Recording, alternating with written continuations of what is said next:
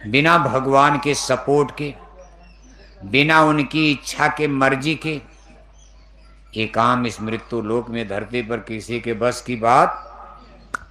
अब भगवान है तो जिससे चाहे करवा लें। हनुमान को खड़ा करके लंका जलवा देंगे, कोई क्या करेगा। वही हनुमान रावण से डरते थे, हिम्मत नहीं थी कि लोग लंका जाएं। लेकिन जब भगवान राम का सपोर्ट मिला, भगवान राम की शक्ति प्रवेश कर गई, तो वही हनुमान लंका पर चढ़ गए। हनुमान तो तब भी थे, लेकिन किसी के रावण सबको कूट कूट कर मारते थे, किसी के बस की बात नहीं थी कोई बोल सके। लेकिन समय बलवान होता, देखो वही हनुमान मामूली आदमी, गरीब आदमी, और सोने की लंका को जलाकर भस्म कर दिया। लेकिन बिना भगवान के सपोर्ट के ये काम संभव नहीं है। सनातन धर्म कोई हंसी मजाक चीज नहीं है। मछली खाना सनातन है, अंडा खाना सनातन धर्म है। भगवान राम ने कभी मांस खाया था? भगवान जोगेश्वर श्री कृष्ण जी महाराज मांस खाते थे? रामायण, गीता, वेद, भागवत, शास्त्र, पुराण में कहीं मांस खाना लिखा है? लेकिन आज आप देख रहे हो फतेहपुर के हिंदुओं का हाल देखो। मुसलमानों की बात छोड़ो, अभी मुसलमानों का तो अभी नंबर ही नहीं है।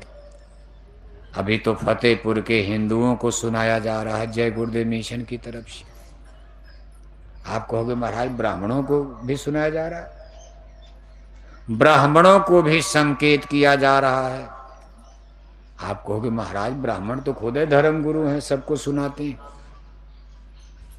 लेकिन ब्राह्मणों के चूल्हे पर भी अंडा पकना शुरू हो गया, ब्राह्मणों के चूल्हे पर भी मछली मुर्दा पकना शुरू हो गया फतेहपुर में। ब्राह्मणों के घर में भी नई पीढ़ी बिगड़ रही है, शराब पी रही है। सब ब्राह्मण नहीं, और जातियों से तो खैर ठीक है ब्राह्मण, लेकिन बहुत बड़ा उनके यहां भी गड्ढमड हो रहा है। इसलिए ये जय गुरुदेव मिशन का संदेश सारी मानव जाति को सावधान कर रहा। इसमें कोई जाति बिरादरी ऊंची नीचे की बातें नहीं।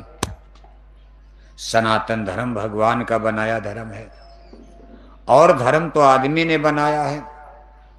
आपका बनाया धर्म है, कहीं जंगल में पहाड़ पर आपने कोई देवी बना दिया पीपल के पेड़ में, और रात में कह दिया हमारी देवी ने सपना दिया है कि एक बकरी लाकर मुर्गी लाकर चढ़ाओ नहीं तो गांव का नाश। झूठ है, सपना सुना दिया। गांव वाले डर गए, चंदा वंदा जुटाए, मुर्गी खरीद कर आ गई। कहा महाराज चलो चढ़ाओ देवी मैया को। मुर्गी काटने के बाद कहा होगा क्या? कहा देवी मैया तो खा, देवी मैया तो पत्थर की हैं, देवी मैया तो खाएं। अरे कहा प्रसाद बना के, देवी का प्रसाद है, देवी का प्रसाद है, पूरे गांव में बांट दो। अब बिना पैसा के मुर्गा मिल जाए कोई छोड़ेगा? वो भी देवी का प्रसाद बना दिया, कौन छोड़ेगा? ये धर्म किसने बनाया? आपके दादा ने ही तो बनाया होगा, भगवान ने नहीं बनाया। इसलिए धर्म बनते बिगड़ते रहेंगे, इस पर भगवान को कोई बात नहीं। भगवान ने जिस धर्म को बनाया उसको सनातन धर्म कहते। भगवान के बनाए धर्म का फंडामेंटल प्रिंसिपल सत्य अहिंसा परमो धर्म है। परम धर्म सुत विदित हिंसा, धर्म न दूसर सत्य समाना। सत्य और अहिंसा ये परमात्मा के बनाए धर्म का फंडामेंटल प्रिंसिपल, मूल थियरी, मूल सिद्धांत, नीति, नियम, कानून है अहिंसा। जब भगवान का बनाया धर्म संकट में आता है, तब भगवान अपने दरबार में किसी आत्मा से, जो उनके पास जो आत्माएं बैठी हैं, भगवान की भी बहुत बड़ी धर्म सभा है। जैसे प्रधानमंत्री के पास तमाम मिनिस्टर हैं, लाव लश्कर है, इतना बड़ा देश प्रधानमंत्री अकेले कैसे देख पाएंगे? वैसे सबके हाकिम तो सुपर पावर प्रधानमंत्री ही है। लेकिन आपके फतेहपुर में 2 कत्ल हो गया, प्रधानमंत्री आएंगे? इसके लिए थाने का दरोगा बैठाया गया, वही काम कर देंगे। अब प्रधानमंत्री छोटी छोटी बात में जाए तो जहाज से उड़ते नीचे उतर ही नहीं पाएंगे। इतनी घटना हो रही, प्रधानमंत्री बेचारे कब भोजन करेंगे, कब चाह नहा स्नान करेंगे, कब सोएंगे। अरे उनके लिए, बड़े आदमी के लिए बड़ा काम, बाकी नीचे वाला तो देखते रहेंगे लोग। छोटी मोटी गड़बड़ी फतेहपुर में हो गई। दरोगा हैं, पुलिस वाले हैं, एसपी हैं, डीएम हैं, कलेक्टर हैं, कप्तान हैं, सीईओ हैं, एसडीएम हैं, सब लोग, उनका सब लाव लश्कर है ना, सिस्टम है। दुनिया चल रही, लेकिन मूल में तो सेंटर में प्रधानमंत्री है ही आला हाकिम। कानून वही बनाते हैं, वहीं से बनता बिगड़ता। इसी तरह से भगवान जब उनके सनातन धर्म पर आदमी चोट मारता, भगवान के बनाए, देखो बच्चा लाउडस्पीकर डाउन हो रहा का, धीरे धीरे बोले का, कुछ ज्यादा तो नहीं गवा दिया। प्रार्थना उर्थना गर्म हो गई मशीन। हेलो, ये क्या कर रहे हैं? Hello, hello, hello, hello. ठीक, इसमें डालो, इसमें दो कनेक्शन।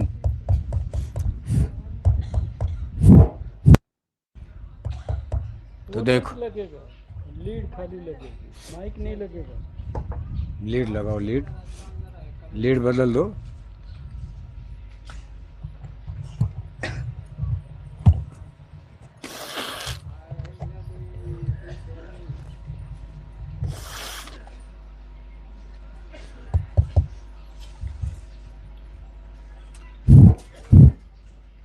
डाउन हो रहा है कुछ। तो देखो आप, जब परमात्मा यानी भगवान के बनाए सनातन धर्म पर, ये सब हारन कहूँ जरा घुमा दो बच्चा। ए सुनो, कहाँ लगाए हारन अपना? ये सामने लगेगा। वो जरा हारन का मुंह घुमाओ उधर, उधर जाओ जो हम कह रहे। वो हारन का मुंह उधर घुमाओ, उधर जाओ। तो ये सीटी कहाँ से दे रहा है? सनातन धर्म जब इस पर मनुष्य के द्वारा चोट पहुंचाई जाती, इधर भी हरण है का कहीं? पेटी का मुंह जरा सीधा करिए, घुमाओ उठ करके, सीधा घुमाओ, सीधा। इधर भी पेटी है, ये भी घुमाओ जरा। पेटी थोड़ा दूर लगानी चाहिए ने, इसीलिए सीटी दे रहा है जब तेज कर रहे हो तो।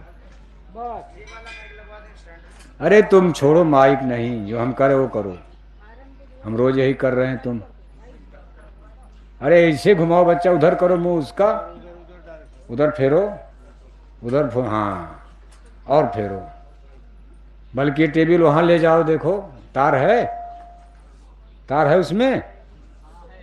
टेबल थोड़ा उधर कर दो, ले जाओ उठा के, उठाओ टेबल उठाओ, देखो गिरने न पाए, पेटी उठाओ ले जाओ, कूड़ा के उस पार ले जाओ, जहां तक तार जा ले जाओ, उसी कूड़े में रख दो। चलो रख दो, देखो गिरने न पाए, लेकिन थोड़ा मुंह और घुमाओ, इसका भी घुमाए ना। ठीक है, ठीक है, ठीक है, इसी रहने दो बच्चा, ठीक। तो देखो आप, जब परमात्मा के बनाए सनातन धर्म पर मनुष्य के द्वारा चोट पहुंचाई जाती या उसका नुकसान होने लगता, या भगवान के बनाए सनातन धर्म को छोड़कर मनुष्य अपना मन गढ़ंत धर्म बना लेता और धर्म के नाम पर वो गलती करने लगता, तब भगवान अपनी धर्म संसद से किसी एक आत्मा से कहते हैं कि आप जाओ, हमारी इतनी ताकत ले लो। आप अधिकार देकर भेजते हैं। जैसे प्रधानमंत्री के यहाँ से कोई आएगा तो उसके पास लिखा पढ़ी होगी, भाई दिल्ली से आए हैं, तब न कलेक्टर कप्तान फतेहपुर में मानेंगे। भगवान जब अपने यहाँ किसी आत्मा को भेजते हैं तो एक स्पेशल पावर, अपनी शक्ति देकर भेजते हैं। बउआ आप कहाँ से भेजे गए? सोने के लिए? सोने के लिए जन्म हुआ आपका? आपको भगवान ने इसीलिए भेजा, सोइए जाकर, दिन भर सोइए, रात भर सोइए, खूब कचौड़ी पकौड़ी जलेबी काटते रहिए, सोते रहिए। जरा छाया में हो जाए, धूप आ गई, यहाँ आ जाइए, आड़ में आ जाए, हम देख नहीं पाए, सो जाइए, इधर पीछे आइए, नहीं तो लोग हंस रहे हैं आपको देखकर। यहाँ छाया में आ जाइए, वहाँ धूप आ गई ना। देखो बाबू साहब बड़ी मेहनत करते, बेचारे बूढ़े हो गए, क्या किया जाए। अब बुढ़ापे में तो आदमी को टट्टी हो जाए पता नहीं चलता, सोने की बात तो छोड़ो आप, दिमाग उमाग काम करता नहीं है, कब सो जाए कब मर जाए, सोते सोते मर भी जाते हैं लोग, पता ही नहीं चलता कब राम नाम सत्य हो गए। अब बाबू साहब की उम्र तो 80 बरस हो गई, फिर भी देखो कितने दिन से हमारे साथ चल रहे हैं। हम कहते थोड़ा आप आराम कीजिए, कहते ना, सत्संगी हटेंगे मरकर रे कुर्बान हो गया। का हमने वादा किया है कि भक्ति करत छूटे मेरा प्राण, गुरु जी यही मांगू सदा। हमने कहा भाई आप तो यहां मर जाओगे, समस्या तो हमारी खड़ी होगी, अब लाद कर आपको घर पहुंचाओ, नहीं तो वहां भेजो वहां भेजो, घर वाले भी नाराज। लेकिन अब बाबू साहब है कि मानते नहीं, हमको यही डर लगता कहीं बैठे बैठे सोए सोए कुर्सी पर। लेकिन अच्छी मौत मानी जाएगी ना। इतने सत्संगियों के बीच में अगर कोई मर भी जाए, सब भजन करने वाले बैठे हो, यमराज के दूत इसमें घुस नहीं, हिम्मत नहीं करेंगे। और गुरु महाराज यहाँ मौजूद हैं। गुरु महाराज कहते जहां जय गुरुदेव नाम बोलकर सत्संग होता, बच्चा मैं वहां हाजिर हो जाता हूं। और जब तक आरती नहीं हो जाती है, मैं सत्संग में हाजिर रहता हूं, दया बरसाता हूं भक्तों पर, दया कृपा बरसाता हूं। और उसी समय अगर कोई मर जाए तो कितनी बड़ी भाग है। तो बाबू साहब गलत तो नहीं सोचते, लेकिन समस्या तो हमारी खड़ी होगी, मोश तो हमारी बनेगी कि सत्संग में मरवा दिया, भाषण देते देते मरवा दिया। लेकिन फिर भी देखो तमाम लोग मर भी जाते। मथुरा में भी सत्संग सुनते सुनते हम तो कई जगह गए, हमारे सामने, एकदम सामने, देखो ये बैठी है ना, सामने आदमी बैठ करके ऐसे उठे, हाथ जोड़ कर बैठे, और ऐसे हाथ जोड़े तब तक पता चला दाएं बाएं लोग छूरे बैठे चुपचाप। अरे हमने कहा हम तो समझ गए गड़बड़ हो गया मामला, अभी सत्संग शुरू होने जा रहा 2 मिनट में। हमने कहा जल्दी अस्पताल ले, हमने सोचा हटाओ नहीं तो और आफत हो जाएगी, हल्ला मच जाएगा, यहाँ तो मर गए। अस्पताल में जाकर पता चला डेड, तुरंत खत्म। जय गुरुदेव नाम में जैसे आप स्वागत में खड़े हो, ऐसे खड़े हुए हाथ जोड़कर बैठे, और बैठे हाथ जोड़े ऐसे सबके बीच में, ऐसे सब पीछे नहीं गिरे, ऐसे हो। लोगों ने कहा कब तक हाथ जोड़े, हिलाया तो पता चला। फिर अस्पताल से हमने कहा भाई यहाँ सत्संग में मत लाना, अफरा तफरी, उनको घर ले जाओ, कद हो गया काम। अब दुनिया में देखने में तो उल्टा लगेगा कि सत्संग में गए मर गए, लेकिन इतनी अच्छी मौत बिरले भाग्यशाली लोगों को। सत्संगियों के बीच में, भजनानंदियों के बीच में मर जाए आदमी, उसका तो कितना बड़ा काम बन गया, गति बन गई। और आप अपने घर में मर रहे हो, बहू बेटे शराब पीकर, मांस खाकर, घर वाले रिश्तेदार घेरे हैं। अस्पताल में डॉक्टर आपकी नस ग्लूकोज बोतल चढ़ा रहा, डॉक्टर खुद ही अंडा खा के शराब पी के सुबह सुबह आए हैं। उनके बीच में मरोगे तो फिर क्या होगा। इसलिए अच्छा कहा है किसी ने, ये भक्तों की ख्वाहिश होती है कि भक्ति करत छूटे मेरा प्राण, गुरु जी यही मांगू सदा। शाकाहारी प्रचार करते करते मर जाओ कहीं, सत्संग के बीच में मर जाओ, गुरु आदेश में मर जाओ, ऐसी मौत के लिए तैयार रहना चाहिए। डरते हो आपने, कहोगे बाबा ऐसी मौत हमको नहीं, भले दुनिया में देखा जाएगा, हम अपने बेटा बेटी में मरना चाहते, ये मरेंगे तो फिर घर वाले, परिवार वाले, समाज वाले, रिश्तेदार वाले सब। क्योंकि मरने से सबको डर लगता, कोई मरना नहीं चाहता। मोह सकल व्याधिन कर मूला, इस संसार का मोह छोड़ना नहीं चाहता। सत्संगी भी नहीं मरना चाहते, रोज सत्संग सुनेंगे, रोज सुनाएंगे, छोड़कर संसार जब तू जाएगा कोई साथी तेरा साथ। अरे कहा हम तो दूसरे को सुनाते, अपने को थोड़ा सुनाते हैं। अबे जब दूसरे को सुना रहे पहले अपने तो सुन लो। छोड़कर संसार जिस दिन जाएगा कोई साथी तेरा साथ, और छोड़कर एक न एक दिन जाना है। रहना तो नहीं, निश्चित ही जाना है। और जब जाना है तो जाना है, कोई बचा नहीं सकता। और जब तक नहीं जाना है कोई ले नहीं जा सकता। लेकिन मन है कि चलने के लिए तैयार ही नहीं है। कहा महाराज कुछ दिन और रहने दीजिए। कहा चलोगे आज? यही सत्संग में मर जाओ, मुक्ति मिल जाएगी। अगर ये भी कह दिया जाए, इन सत्संगियों के बीच में अगर आज मर गए तो मुक्ति मिल जाए, आप कहोगे बाबा अरे 10 दिन के बाद मेरी नाती की शादी होने वाली है, कम से कम 10 दिन की मोहलत दीजिए, अगली बार आप सत्संग सुनाने आएंगे मार दीजिएगा। लेकिन कम से कम अपने तीसरी पीढ़ी में नाती की बहू देखना चाहती हूँ। अपनी बहू ने तो आपको कितना चप्पल मारा, गाली दिया, रोज झगड़ा करती है। अब नाती की बहू से कौन स्वर्ग मिल जाएगा? अपनी बहू तो एक पैसे की इज्जत नहीं करती, और मन है कि नाती की बहू देखने के लिए रो रहा है।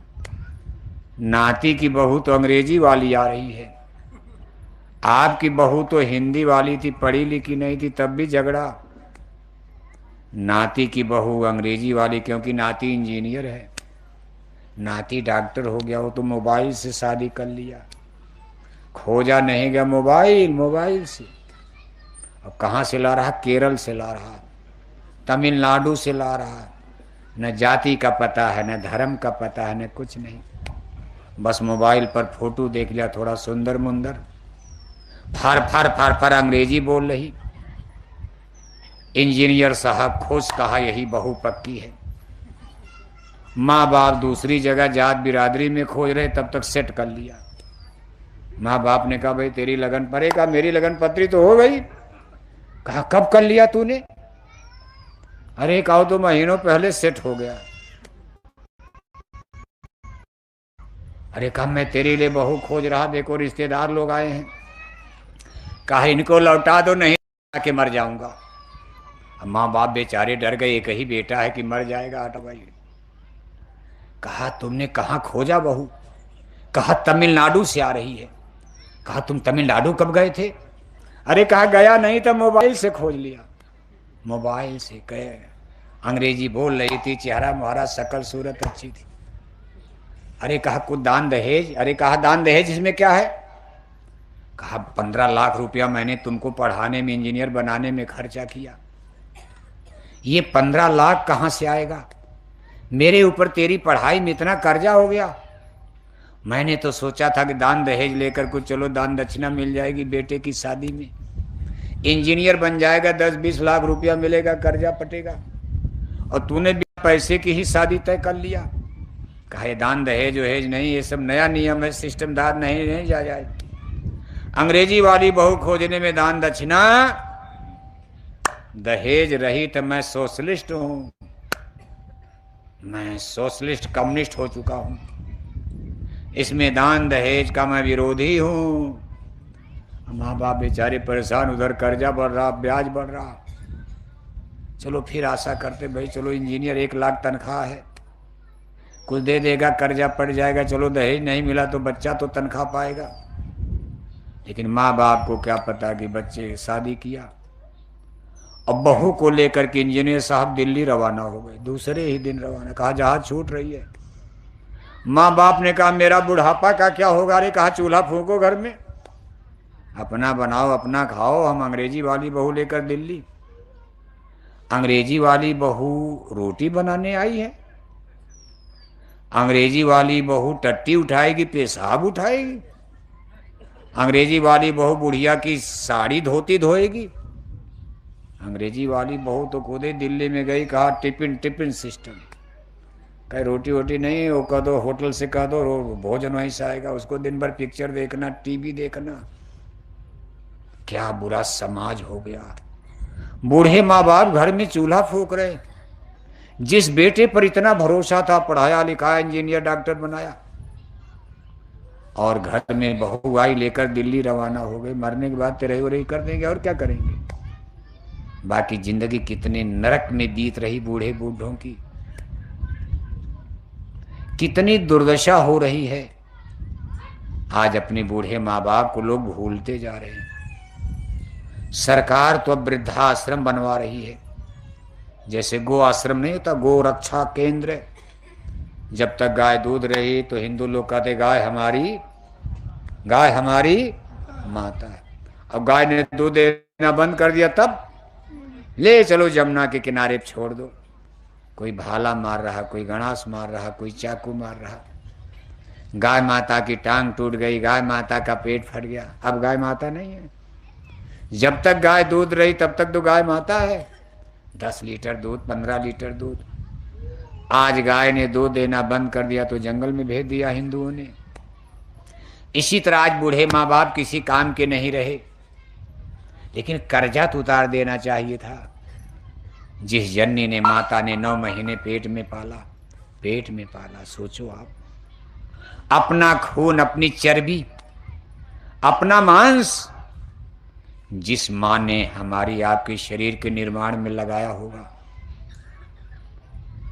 अपना पेट काट करके पढ़ाया लिखाया, गरीबी में इंजीनियर बनाया, डॉक्टर बनाया। भारतीय समाज ये कहता है कि उस माँ बाप का कर्जा उतारना चाहिए। आपको बहू से कह देना चाहिए कि भाई देखो, ये मेरे बूढ़े माँ बाप हैं, 2-4 साल में मर जाएंगे, बुढ़े हो गए, लेकिन मेरे ऊपर इनका बहुत बड़ा एहसान है। आज मैं इंजीनियर डॉक्टर बना तो इनके बल पर बना हूं। तुम 2-4-10 साल घर में रहो, मेरे बूढ़े माँ बाप की सेवा करो, मैं पैसा भेजूंगा, इनको कोई कमी न होने पाए। जब मेरे बूढ़े माँ बाप मर जाएंगे तब मैं तुमको दिल्ली ले चलूंगा, मुंबई ले चलूंगा, हवाई जहाज घुमाऊंगा। लेकिन ऐसा कोई सोच रहा है? इंटेलेक्चुअल, ये पढ़े लिखे समाज का बुरा हाल देख रहे हो आप। हम मरने के बाद आएंगे, बस जल्दी जल्दी जहाज से आएंगे, दाढ़ी वड़ी भी नहीं बनाते। ये पढ़े लिखे लोग न 10वां मनाएंगे, कहा अरे हम समाजवादी हैं, ये दाढ़ी बनाना, बाल कटवाना, ये सब कराना सब ढोंग है। बस थोड़ा मोला लड्डू उड्डू का तेरे भी नहीं मनाएंगे। अब तो तेरे ही भी नहीं मनाते हैं, कहते बस सबको बुला दो, नाश्ता पानी करा करके बस शोक सभा मना लो।